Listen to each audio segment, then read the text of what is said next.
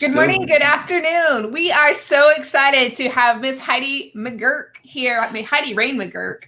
She is love coach, and she is here to share about what she has going on in her life today. And, she really has the passion to connect with coaches and individuals that want to have more in their life, more ways to be and to feel empowered through coaching and through life.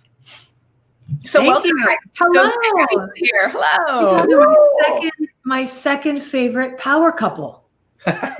Wait a second. My first favorite power couple. So my first is Princess Leia. Oh. And what's his face? What's his name? That makes sense. I don't remember, but he's our favorite too. Harrison Ford. Lando. Oh no, not Lando. The other guy. We don't talk about Lando. Good to see you guys. It's been a while, but of course I catch you at your 10:10, and what an impact you guys are making. So I'm really happy to. Thanks for having me. Oh, we're excited to have you. We love you guys. We can't wait to be able to come back down to Florida and hang out with you some more. We had so much fun when we were down there. Yeah, anytime. Amazing. So tell us a little bit about you, because we know a lot about you, but I don't know if our listeners do. Well, I'm Heidi, and I believe I'm a wife. That's first of all, right? I'm a mom. I'm a new kindergarten teacher as of 2 weeks from now. Okay. So I have lots of things going on, but I'm really passionate about. I'm most passionate about helping people realize their real value, and helping people stop hustling to prove their worth. And they do that in a variety of ways, where we people please or perfect or try to control or pretend our way through our lives, settling for less than we deserve. And so it's my intense desire to help people give themselves the permission they need to stop settling, to claim their value, and to have a life and a relationship ultimately that they really deserve. And that's the area that I focus in, is relationships. It's the area that most of our stuff tends to show up, right? Is in the area of relationships. And we start there, and then they find, man, once they get some momentum there, they're like, you know what else I'm putting up with? And they start to go in their lives, and they go, and this needs to change too. And so they end up accomplishing a lot more than that, but we usually start there. Yeah. That's awesome. So Heidi, as you're talking about it, we like to give our audience an idea of who your ideal client is. Who do you mainly work with? Men, women, professionals? I work with both, about 50-50 men and women. And the one thing that they all have in common is that they're smart, right? They're all really smart people. So they can't kind of figure out what's going wrong, because they can manage to have success in other areas of their lives, but that's the area that they seem to be most stuck in. They're resilient. A lot of my clients have been through something early in their lives. They're overcomers. Another thing that they have in common is they're determined, and that sometimes makes them stick into things too long, right? And not really know when to walk away from things and when to give up. So, if you consider all those factors, resilient, determined, and strong and smart, one of the things that ironically they have is this kind of fear of being found out. There's this underlying, I'm never really good enough. The jig is going to be up, and any minute people are going to realize I'm a fraud. I'm not really as good as I think I am, or they feel like they're kind of pretending their way through, and they're not as good as they others think they are. Hey, you're so great, but they don't feel that inside. They can't recognize their own brilliance. You really can't. And so it takes sometimes me coming alongside them to believe in them and point that out to them and show them their own magnificence until they can remember who they really are. A lot of my clients come from challenging backgrounds, but they don't realize it. So when they first come in, they're like, everybody did the best they could. We survived, But really, they grew up a lot of the times with alcoholic parents or dysfunctional parents, or even abusive in some instances. And they really haven't put those pieces of the puzzle together about how they learned to do love back then and how they're doing love now as a result of that. And so we really help them connect all those dots. Right. One of the things I find about those smart people, because I work with a few smart people myself, Yeah. they're so smart and they know they're smart. They might discount it, but they know they're smart. So they get really frustrated with themselves because they can't figure this one out. Yeah. And so They want to fix themselves. You know, when they come in, I think the primary question my clients ask is, what's wrong with me? Yep. You know, what's wrong with me? And they come in and say, tell me what's wrong with me. You know, and the crazy thing is you complete the journey and you realize nothing's wrong with you. Right. One of my first statements that I make with people is, you're okay. You just don't know it. Right. You're functioning perfectly. I mean, in some of the behaviors, obviously, you know, we know I'm not okay. There is something wrong because I am settling for less than I deserve. You know, a lot of my clients actually guess at what normal is. They really don't know. They really don't know. They're survivors and overcomers. So the things that they've witnessed or seen or put up with, they're thinking, am I asking too much? Are my expectations too high? Right. Is it okay for me to feel this way? Right. There's lots of questions like that where they're just kind of, and another big one they ask all the time is, should I stay or should I go? Should I even be in this thing? And they really come in for clarity to get off the fence about what they're doing. Yeah. So can you give us an idea of like one client that you've worked with that really has, when you started working with them, they were in that kind of position. And then as you worked with them, what were the results that came about? Well, I love this because I have so many that come to my mind. In fact, on Wednesday night, we had our commencement I had this program called Love Yourself First Empowerment School, which stands for Life School. It's everything you wish you would have learned, right, when you were in your life and you didn't know till now. But we had our commencement and everybody was going around talking about what they'd learned. And they did this wonderful ceremony where they made vows to themselves and they vowed to love themselves first, you know, and everybody said something wonderful about them. And one of my students in that program has been working with me for a while. And I mean, she exemplifies kind of everything, right? Here's this woman who's extremely successful. She's overcome a lot in her life, and she's built a business, you know, multi-million-dollar business. I mean, she really is successful.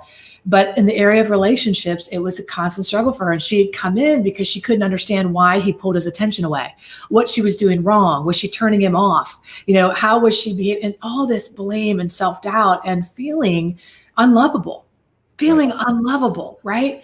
And what can she do to get the guy? You know, what can she do to land the relationship and make her more attractive? That was the position.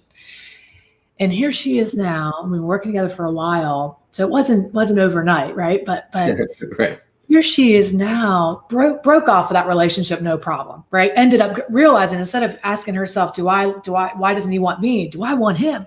You know, finally was able to, so release that. Went through a couple of relationships and didn't settle. And worked her way through. And now she's in this wonderful relationship. It's mutual, it's interdependent. It's exactly where we want to be. She's happy as ever, but she's actually walking away from this multi-million-dollar business because you know what she really wants to do? Get certified with me to become a coach to pay it forward to the next people. So she's now becoming, I know, it's unbelievable. Got chill all the way up my head. It's unbelievable. She is selling that business so she can become a Love Yourself First empowerment coach. And now she is in the process of having her own people that she's walking through this. It's just, and that's what I'm about, right? I don't just want to help. I mean, people don't know it when they come to me, but I'm a coach for coaches. Right. I'm a teacher for teachers. They don't know that when they come in. They just think they're coming in to get help. But ultimately, 80% of the people I work with end up becoming a coach or adding it to their therapy practice. I have a lot of therapists in my practice as well, but they add it to the repertoire because it works. And that's a testimony to the process. That's a testimony to the process, to the system that they're going through, that they get the results. So it's exciting. Yeah. I was bawling like a baby Wednesday. And as soon as we got on the commencement, the girls were like holding up their tissues. Everybody got yours, you know. And I was the only jerk that didn't bring my tissues to the thing, but I was crying the worst, you know. Yeah, it was very, very special. Yeah. So, great. Heidi, let's roll back for a minute. Like, what problem in the world did you see that really engaged you in, like, what was your journey to become a coach of coaches? Yeah. Well, Coach of Coaches evolved. I didn't know that calling over me initially. I had no idea, but I think that was like the divine direction of my life, right? To become a coach, to teach. It's such a, I feel humbled to be in that position, okay, to be a person who teaches coaches. But for me, when I was a little girl, I was always I was asking that question when I was a little kid, what's wrong with me? I could not figure out how to get the people that I loved in my life to love me and love me consistently. Mm. And so I became a chameleon in my life, and I started to be whoever I needed to be to get that love and affection and attention at the cost of knowing myself and knowing who I really was. And so I know that journey well, right? Of trying to just, doing whatever I can for you to like me, for you to approve of me, for you to think I'm okay, and looking outside of myself to validate my feelings, validate my thoughts. Am I okay? And I think sorry to interrupt, but I think that's so true for so many women, and men too. I mean, they hide it more. But yeah, I mean, continue. I just think that resonates with so many people. Yeah, I just would try on anything. I would do anything. And for me, where I landed, because I was getting hurt so much at home, that school became the place where I could get the validation and acceptance because I was smart and I was a pleaser and my teachers liked me. And so I equated performance with love and affection. Right. And so then I started to become a performer in my own life, climbing corporate ladders, making lots of money. And I found one area where I struggled the most personally was in my relationships. I could be successful. I could make money. I could make a company go, but I couldn't figure out how to make people love me or to love other people. And so I was very empty inside. And as a result of that, I tried to fill that void with food and alcohol. I became a binge drinker. I had an eating disorder. And I just woke up one day in 2008 when we had that big crash and kind of lost that positioning. And I was really confronted with my own inadequacy. I was confronted with my own feelings of unworthiness because I'd lost the title I'd hid behind for so long. I'd lost the money that covered it all up. And I was raw. And here I am exposed. And I started the journey. And so I took myself through the process first and remedied and rectified and healed that past. And I'm the type of person, and how I know I'm a coach of coaches is because when I'm going through trauma or something difficult in my life, I've always had this ability to take a 30,000 foot view of it.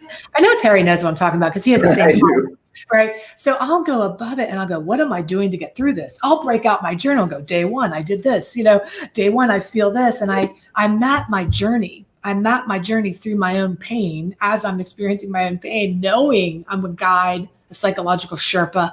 I'm going to get people to the other side. So I use my pain for purpose. And I've always been like that my whole life. So, necessity is how I got here, because it was like, I can't live like this anymore. I was just so sad. I was empty and alone and chasing people that didn't want me, trying to talk them into being with me, reading books like Catch 'Em and Keep 'Em, like he's a fish, you know what I mean? Like trying to figure out. Yeah. All of the different ways outside instead of moving inside towards ourselves and understanding that relationship with ourselves. Yes, how to manipulate somebody into being with you instead of just being yourself and attracting the people who are there for it. Right. Yeah. Exactly. Right. Exactly. So did you do this alone all by yourself, or did you have coaches? Did you have somebody that helped you on your journey in the beginning? So the biggest obstacle to my business has been, because how you are is what you attract. Okay. The person that I attract is a person who tries to do it all by themselves, because that was me. And so I did not have coaches. I was one of these people that was like, I'll figure it out. I'll piecemeal it together. I'll bootstrap my way through. And so I had a lot of trust issues. Right. There weren't a lot of respect issues. There weren't a lot of people I respected, and there weren't a lot of people that I trusted to guide me through. Part of that's just my ignorance, thinking I knew it all as I was trying to go about it, Yeah. Right. So just like, I know more than they do. But I had mentors that didn't know they were my mentors. So people like, in books that I would read and find, and I would find my mentors there more than hiring coaches. I would devour the wisdom of the masters, right? I immersed myself in just everything. I mean, if you can look on my desk right now, I'm getting ready to I'm constantly reading and studying and gathering, and look at this bookshelf behind me. That's ridiculous. Okay. I that's like just it. one room, guys. That's just one room. I have multiple bookshelves in my room. So this is my mentorship. So yes, I believe in that. But then when my clients come to me, they've usually been thinking about working with me for a long time. They've watched years worth of videos before they finally go, and I go, damn it, that's because I never did. It's because I didn't invest that way. It's showing up back at me. It can. Right. But yeah. One big thing, like reading books is one thing and it's one level, but it's the implementation that a coach guides you. Like you name the Sherpa, we use that sometimes too. It's like, who helps you carry that load up the hill to the summit and over the mountain so you can continue in your journey. Yeah. Right. The thing that I've been really blessed with is in an immense willpower. I have this immense will that's like unshakable, unstoppable. And I know that I was gifted my childhood experiences, which tried to beat it out of me. Okay. Try to say, who the hell do you think you are? You're too willful. You think too much of yourself. You believe in yourself too much, But I think that at our core, we're born who we are mostly, right? We're born kind of, we could cite the studies of how true that is, but I think, so for me, it's just been a walk back to who I really am. Yep. And I have that ability to just go through. But now in my life, I don't want to try that hard. So for me, it's like hire the coach because it's just an easier path. Like I can do it on my own, but man, it's so much harder and I'm sweating so much more. And I don't have somebody going, here, let me take some of that load. So now I do reach out. Now I do hire people to take me to that next level. And I'm still very smart about it. I want to hire the right people, right? That I know, you don't hire a broke financial consultant. I mean, you look at somebody who has what you want and you pursue that. But yeah, I think I was just so stubborn for so long, and allowing somebody to come alongside me. And that was really the most valuable thing for me. One of my mentors that I allowed alongside me was a PhD psychologist that I actually would because I was so nervous. I think a lot of times we're afraid of criticism sometimes. Okay. We're afraid of doing it wrong. Right. So you don't want to hear that, especially if you grew up with trauma or dysfunction. You don't want to be you're highly sensitive to criticism. Oh yeah. And so I think I avoided that. But when I allowed him to mentor me, and he mentored me for about 7 years, and I had him to refine my processes, to bounce my theories off of him. And man, I realized everything I'd feared about having somebody come alongside of me really was the very thing I needed to validate actually that I was on the right track, that I had great ideas, and all he did for me was what all good coaches do. They believe in you. They really give you that added belief. Like, they can see it in you, even when you're having all that doubt in yourself. Right. So what a beautiful thing. Yeah. One of the things that I think a lot about with that is they believe in you going the right way, but they also believe in you when you're having blind spots. And the blind spots can be things we're missing, but the blind spots can be something we're doing really well and don't realize it and discount it. I know for myself, that limiting belief that I'm not as good as somebody else has played out through years, and I needed coaches to go, no, you're amazing. You can do this. Why aren't you stepping up? And it really had to be pointed out to me in that way. And of course, we all get in our own little limiting beliefs of what is right, what is wrong, and being able to bounce these ideas off and be redirected in different ways to do it easier a lot. I don't think a lot of us are doing anything wrong ever, like our head thinks, but it's like, why are you reinventing the wheel? It's already right next to you. Exactly, man. Oh. That's it. It's just so much easier. Yeah. I have one of my coaches that I'm certifying. We're role playing a session, and I'm coaching her, and she stops me dead and she says, wait a minute, I don't know if I can do this. She's like, I don't know if I can do this. I mean, you're coaching me. How am I going to know to come up with this stuff? And I said, you know what? Let's just take a break. I said, I'm role playing this client for you. Let's take a break. Tell me my deal. what do you know about me from this role play? And she went in and said, I think this, and I think this, and I think this is what's happening with you. And I said, and you're dead on. And you might not say it the way I'd say it. And you get hung up on my 8 years versus your 8th week in the coaching process. Okay. Or whatever that it is. But we have this innate, like, I really believe that whether you're spiritual or whatever, that God never puts a desire in your heart unless you have everything within you needed within you to achieve the goal. God's not a narcissist, like I heard somebody else say that once. I said, you better make that a book title or I'm taking it. But you better make it a book title. I'm taking it. I'm taking it. Right. Exactly. But yeah, if that desire is there, then 9 times out of 10, that skill is already seeded. And it takes the farmer as the coach to water it, to put sunshine on it, a belief, to put water, to pull the weeds of the limiting beliefs that we don't know. And so a coach is really a farmer, in that way. So can you tell us a little bit about your coaching program? You mentioned you have this coaching program for coaches. Can you tell us a little bit more about that? Well, I have 2 different things. One of them is the Love Yourself First Empowerment Program. And that's really a step-by-step self-love system for people that want to overcome. Now, when I say codependence, people don't even know what the hell it is. So what's codependence, right? Well, it's people-pleasing, it's perfecting, it's pretending, it's placating, it's not living your best, full, true life because you're so worried about everybody else or fixing people or trying to control stuff, right? Right. So I walk people through a 12-week program to overcome that codependence, to root down in their value, to find and speak their truth, to set boundaries, to get clarity on what they want, to never settle again.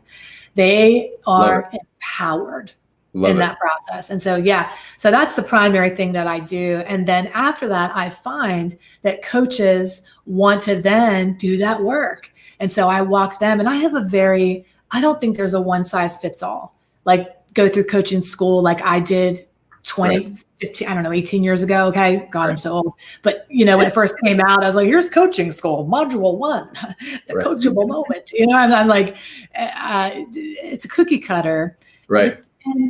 And you know what coaches are really worried about? Where the hell am I going to find my clients? Who's going to pay me? Am I charging too much? What am I going to talk about on my videos? How am I going to market? They have all these questions that they want the reassurance. So I do a boutique style coaching program for 9 months. I come alongside and mentor one-on-one, and I'll walk them through their marketing, their coaching, their signature program. And also they can, it's like a franchise with Life School. So they can put people through Life School, and they have the curriculum. I give them the program. Here's what you talk about in session 1. Here's what we talk about in session 2. And so I take all the guesswork out, and they can just bring their own brilliance. And they don't have to reinvent the wheel, Awesome. So it's great. Yeah. It's very cool.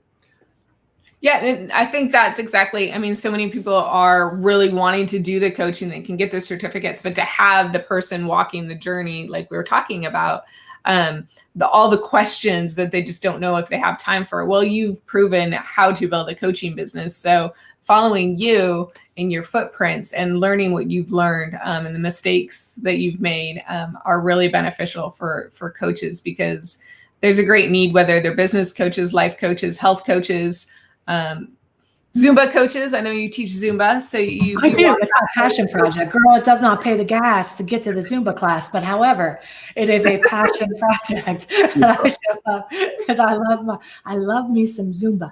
Yeah, I love to dance. But yeah, that's the thing, is like coming alongside and helping them with their specific questions. And, they're so unique, and they have their own set of beliefs and challenges and gifts to unleash. And I need to get to know those gifts intimately, right? So that I can call them forward and help them shine. We're very similar in that. Just from my background as the psychologist, really understanding the inner workings of the person and how they get stuck, it makes moving them forward and helping them move forward so much easier. It's just like, you didn't see the rock right in front of you. We'll just move that out of the way, and now you can move smoothly, easily. Yeah. Right now I can teach, like you had said, Christine, about being successful in my practice. So my goal with my coaches is to teach them how to have a successful 6-figure practice. I know how to do that. I've done that for many years. I'm trying to get to million practice. So let's put that out there. Yeah, for so sure. that's my next, scale, grow, right? Move to the next, and then I'll make $1 million coaches. What I have no tolerance for are people in this marketplace that are teaching people how to be 7-figure, 8-figure coaches who haven't even made 6 figures consistently in their practice. Right. Oh yeah. They're pitching. They're like, who wants to make $100,000 a month? Well, can you make 10 consistently for a couple of years before you're telling me, seriously, right? We're right there with you. We're right there with you. And yeah, or calling themselves the next guru. Yeah. The other one that gets me is when they're talking all about leads and they're talking all about leads and they're talking all about leads, but then they want you to pay them before they give you any leads. And see if you can get the lead. Like, come on. I tell every one of them, they get a hold of me on LinkedIn all the time. And they're like, hey, I can get you leads. And I was like, here's how I work with people that give me leads. If I close the person that they give me the lead of, I'll give you 10%. Right, exactly. Me too. I'm more than happy to give you a referral fee. But if you think I'm paying you before I have any results, that doesn't work for leads. Now, when we get into really building a business or things like that, then there's got to be a money exchange because we're actually putting our heart and our time into building people. But the lead specific is like they want to give you a list. Yeah. And it's like, it doesn't work. I want the relationship, not the list. Exactly. If you have a relationship with somebody, actually, we have an affiliate program for Life School so that we reward that. People, are naturally talking. It's like right now, especially during this time, this economic downturn, it's like, I know people are already watching the videos and referring out. Let me reward you. I want to make people really aware that I have this affiliate program. I want to partner with you. I want you to get rewarded for helping people. Yes. It's the way to go. Heidi, Life School is re-enrolling because you just had graduation. So it is. Yeah, we're in enrollment now. So it closes the last week of August because we're launching September 2nd is our first week. Okay, so it is right around the corner. It's right here, right in the middle of it. And I would love to have an enrollment conversation with anybody that's even thinking about it. And you know what? You can talk to the graduates. I mean, that's the thing too. There are graduates that are available to tell you about their experience and what they discovered. And, we're an open book. It's not like you've got to get, but if you want to see, you do want to register because I keep the enrollment low because it's an intimate experience at this point. So I don't want people procrastinating all day long, but we'll do what we can to help people really understand if it's a good fit for them. We want it to be a good fit. Right. And my suggestion to anybody listening to this is if you're thinking that it might be, or you're on the fence, just call Heidi, talk to her. She's amazing. And she'll actually coach you on whether this is a good fit for you or not based on what you're looking for. So she's not going to take everybody. I don't really want to take everybody because know what? I like referrals. So I only want people that I know are going to be successful. I just have set my business up like that from the beginning. And I tell my coaches that too. You're not supposed to work with everybody. You're supposed to work with the people you can help. Right. Period. That's it. And the people you want to help. The people I was going to say, there's that caveat. I worked with people who came in my door as a psychologist, and whoever came in, I was obligated to. And it's like, it doesn't work. Because sometimes we don't work, and I'd refer out where I could, but there was a real high pressure to work with whoever came in the door and solve whatever's going on for them. And when I decided to move into coaching from psychology, it was all about, I'm going to pick the people who really mesh with me well, gel with me well, that I gel with, because that's where the magic happens. And when we're working together as a partnership to go where that person wants to go, that's where it happens. Oh, I love that so much. And, just attracting the like-minded people. I mean, when you and Christine were here, obviously, Terry, I could stay up talking to you to 3:00 in the morning. All night long. I love your brain. I love the way your mind works. You're a wealth of knowledge with all this stuff. It's just like, man, you're right up my alley. And my clients are the same way. Yeah. We have this wonderful kind of like mutual respect for each other, and we go on this ride together. And, we don't have to know so much more than our clients. We just have to be a little further down the road in the area where they want to go. Right. You know, and Yeah, that's the I'm going to give both of you credit that you guys know a whole lot. You blow my mind just listening to you like banter when that happened. So I think we'll have to get together again and listen to it and then throw some Doug in. Can I tell you, that is my ideal Saturday night. It's like a psychologist and me and a coffee. And we're just right. Just like, when the psychologist isn't sick. Yes. Yes. Oh my God. No, it was great. It was great to have you guys here. I really appreciate you having me here with you today too. You know, you guys are you're so awesome. The way you give back, you know, you're showing up every day and people can really see that and know like, okay, this is how you are, right? Yeah. You're over delivering here. And I can guarantee you're going to over deliver with your clients as well. They're going to think they're getting one thing and they're going to get so much more. Right. Yeah. And we, you know, that's what we're doing. That's why we're doing what we're doing, is because we really care about people growing. We care about ourselves growing, but really the only way we grow is by helping other people grow. Yeah. And so, you know, and that's one of the biggest reasons that we're so attracted to you and Doug, is because you guys are the same way. Yeah. We just love the energy, and we love Ellie. She's amazing.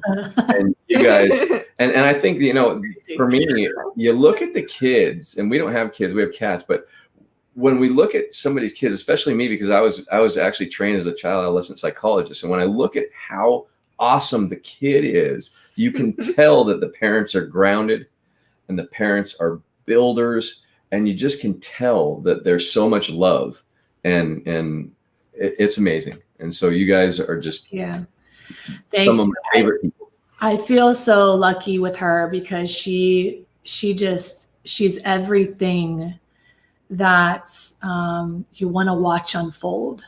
Yes. Do you know, like, wow, it's like, how's that going to play out? I mean, I just look at her with such fascination. Wow. I just love watching her unfold. Oh yeah. Mm-hmm. Oh yeah.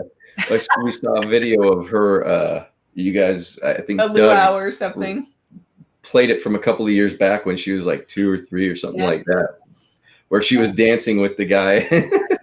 Even at 2 years old, she is out there, taking the show, fearless, having a good time, and just amazing. Yeah. She's a real light, and we feel really lucky, you know, that we were able to. I mean, had her so late in life, you know, as well. So I think, thank God, because Lord knows, if I had her back then, probably was a hot mess, just trying to get her head right. So I feel lucky that I waited. Yeah. So Heidi, as tradition goes, we have to play our this or that game. Oh yeah. Okay. I don't know this, so let me go. Okay. All right. All right. Our opening question is bacon or sausage? Neither. I don't eat. Just fish. Fish. That's a great answer. So salmon, cats or dogs? I know you have both. Man, I used to never like cats, but I love my little Lily. But dogs. Yeah. A book. Read a book or listen to a book? Both. But lately, so I highlight my books. I write in my books. I do. I mean, my books are but I also like to listen to the book, and then I'll read the book and highlight. I mean, I'm a nerd. So I'm right there with you. All right. So heels or flats? If I want to impress the Dukester, we'll put on a little heel, right? But yeah, just medium, not too high, just wedge. A wedge. All right. Facebook or Instagram? Oh man. Facebook to connect with my people, and Instagram to have quick stuff like that. Yeah. Good stuff. Fair enough. Zip line or snorkeling? Zip line. I love anything where I feel like I can fly. There you go. Yes. That's a great answer. Driver or passenger in a car? Oh gosh, driver. Because Doug, I'm like a control freak. Driver. I love to drive, but I never do. So I'm always like, slow down, Jesus. I like backseat driving. I thought you liked flying. I do like flying, but I'm going to tell you something. Douglas scares the crap out of me. When somebody goes by, he does. When somebody goes by him, he feels the need automatically to keep pace. It's so crazy. Oh no, not today, honey. He just goes like 90. I'm like, what the? Yeah, he scares the crap out of me. Well, they are too. So. Yeah. Oh. So, rich or right? What do you mean? Do I want to have money or be right? What are you asking about? That's what I'm asking. Was that the answer? What are you asking me? I don't even understand the question. Rather be right or rather be rich? I'd rather be rich because nobody's ever really as right as they think they are. Yeah. Perfect. That's why we asked the question, because it's like, wait, what? No. I changed my answer. I'd rather be right. I value knowing more than anything else. I value knowing. Knowing. Yes. Knowledge is key. Yeah. Fish burger or fish taco? Neither. I don't do any kind of carbo stuff. Wow. I'm like a paleo. I just eat everything that's like, if it falls from the ground, if it is an ingredient, I can eat it. If it has an ingredient, I don't. Fair enough. Yeah. Fair enough. All right. Toilet paper over or under? Over. Okay. Perfect. And now we have cats though, so I have to change that. Okay. Right. I realized that that's my issue is the cat does that because I hang it that way. She'll probably still try to find a way though, right? Does your cat do you do under and the cat get here's the interesting thing. Don't. Our cats don't. Her mom's does. But I had a cat that used to do it all the time. Pooch used to do that damn thing. And so we got this. What I found is when you do it over, they'll unroll the thing, but it's still usable, so you can re-roll it. Boom. But if you do it the other way, it doesn't unroll, so they just scratch the crap out of it, and it's gone. That's correct. And so, can I tell you that my cat did that at the toilet paper crisis? Oh, you understand? Wow. Hey guys, you're gonna find out what it's like to use a litter box, right? I was like, "Don't you know what you've done? This is millions of dollars." No wonder she picked dogs. Exactly. Yeah, but for all of those people out there that think under is good with cats, the minute that the cat gets a hold of toilet paper, when it's under, it will never unroll and they will tear it apart. Over is the better way to go. Yeah. So Heidi, it's been great. We always love to giggle at the end. So guys, reach out, Life School. The relationships, it starts with yourself. And then you can work your way out into more relationships in life and really have all that you deserve and want in life. And Heidi is a great coach, and reach out. Great Life human School. being, more than anything. Oh, thanks, I mean, just wonderful. We've enjoyed every minute that we spend with you guys. Oh, you guys are doing good stuff in the world. Yeah, I hope to see you guys. Can send me a message at Love Coach Heidi or Facebook or whatever platform. But I'd love to connect if anybody's interested in Life School. I'd love to have a conversation, see if it's a good fit. And thank you guys so much. Oh, you're welcome. We're going to put her information in the chat. Make sure that you guys can get a hold of her. She's amazing. Even if you don't want Life School or don't want any of the other stuff, get a hold of her and talk to her because she's amazing. Aw, thanks. So definitely. And we're going to see you Monday, Christine and I, and Generative Coaching.